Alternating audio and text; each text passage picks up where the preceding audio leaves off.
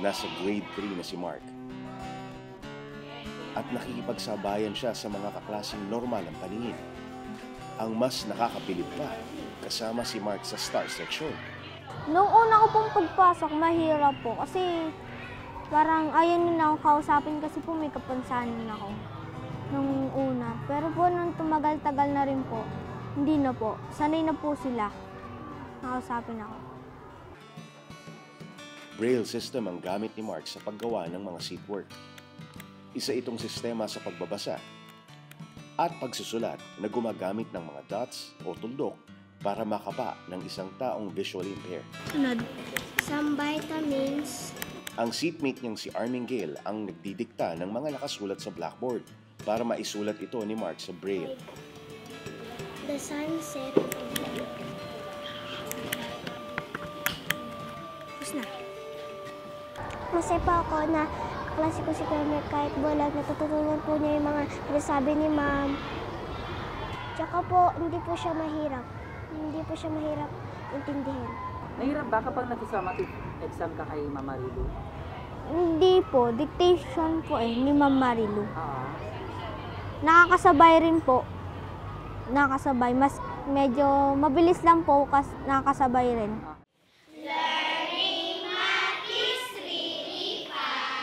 Math daw ang paboritong subject ni Mark, ayon sa class advisor nilang si Teacher Marilu. Abacus naman ang gamit niya sa paglutas ng mga math. 3 times. Okay, what is the answer, Kuya Mark? 186. 126. So, Si Mark ay very bright student. So, kahit na may disability siya, yung blindness niya, pero nakakasunod pa rin siya sa English, sa science, sa math. Lalong-lalo sa math, magaling siya sa math. we will answer that. Aminado si Teacher Marilu na nahirapan din siyang turuan si Mark nung una. First time ko mag-handle ng visual impaired. Okay. Noong una nanibago ako kasi hindi ko alam kung ano yung mga strategies na gagawin ko. Pero for feeling naman kasi hindi mo na siya, later on, hindi mo na siya masasabing na may disability siya kasi nakakasunod na siya sa mga lessons. Kasabay ni Mark ang mga kapwa niyang blind students tuwing lunch break. Mahilig po sa gulay na ampalay. Masustansya po kasi ang gulay.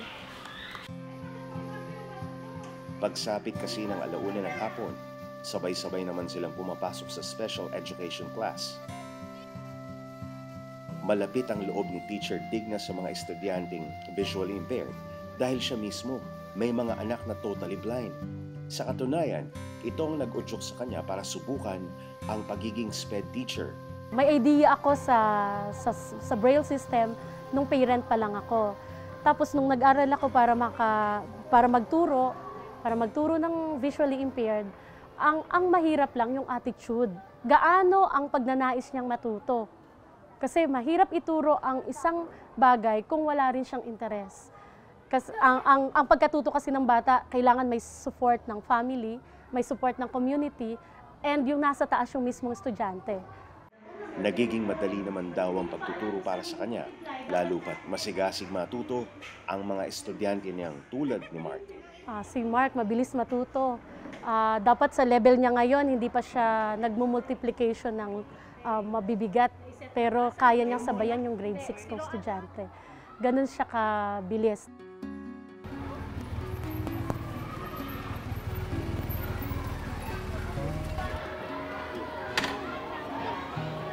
Layo pa, Mark. Kumusta? Okay lang po. Wala na kayong klase? Nalaman kong isang aksidente pala ang naging dahilan ng pagkabulag niya. Naputukan ka raw ng isa sa mga bagong taon. Ano? Ilang taon? Matagal, bata ka pa ba noon nung naputukan ka? 8 years old po ako nun. 8 years old. Po ako. Yung po, magtatatlong taon na po sa bagong taon. Sabi nga po ng iba, anniversary ko po. Anniversary, oo. Tuwing bagong taon, ano? Opo. Titignan ko po yung loob. Mm. Tapos pagka-load ko po, yung po, bigla pong pumutok. Mm. Yun po. Tumarsig daw po kayo, sabi nila. Ito may mga, ano pa, oh. Nagtamo ng 3rd-degree burn sa iba't ibang parte ng katawan si Mark matapos ang insidente. Kasama dun sa naputukan sila? Tsaka Hindi dito sa mga braso mo, may nakikita ako mga gano'n. No? Ito sa mukha mo, may nakikita rin ako na balat. No? Pati po dito meron. Marka ng sugat. May halong pagkabigla at na-imagine ko rin kung paano siya nasugatan. No? Nakita ko yung marka sa kanyang mga katawan. Ikaw ba naliligo mag-isa mo? Oo.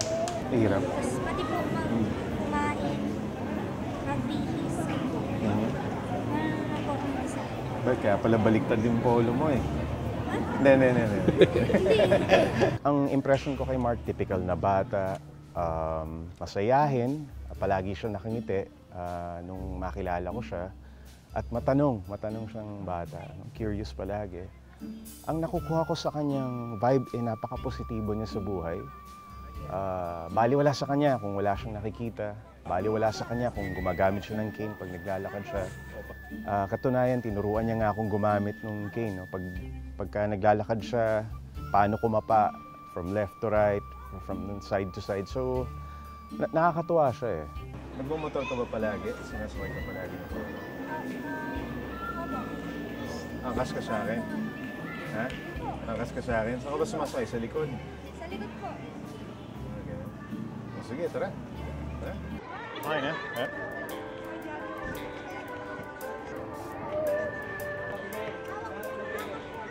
Okay.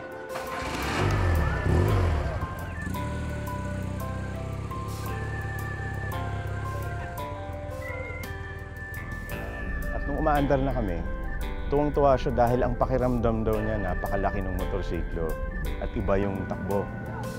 So ako naman, happy din ako dahil na-experience niya yan. Malaking dagok man sa pamilya nila ang sinapit ng mga mata ni Mark, malaki pa rin ang pasasalamat ng kanyang mga magulang na nailigtas ito sa bingit ng kamatayan. Pero nung sinabi sa inyo na mawawalan siya ng paningin, anong reaksyon? Una po, parang hindi namin kaso nakikita naman namin sa kanya na parang mas lumalaban naman siya sa niya. Okay, tanggap na namin. Bilang ama ho, naging madali ba yung tanggapin yung sinabi sa inyo? Hindi matagal-tagal din po dahil talagang ako parang hindi mo matagal pero sa natanggap ko na rin dahil nakaya niya naman po yung niya. Kaya niya raw po eh. Yes. Yung na awanan Diyos medyo naka-recover siya. Medyo seryoso yung tinamo niyang injury from yung explosion. So, true enough, nalaman natin sa mga magulang niya na nag-50-50 pa tong si Mark eh. Noon medyo kinabahan ako nung nakita ko. Sabi ko, grabe pala ito. Sa likod ng mga ngiti niya, yung mga hagikik niya paminsan-minsan, pinagdaanan pala niya yung ganong kaseryosong sitwasyon.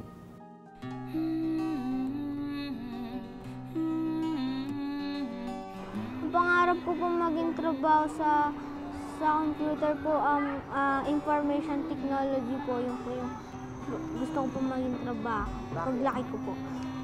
Gusto ko po makatulong sa mga blind na katulad ko po para po matuto rin po sila mag-computer katulad ko po.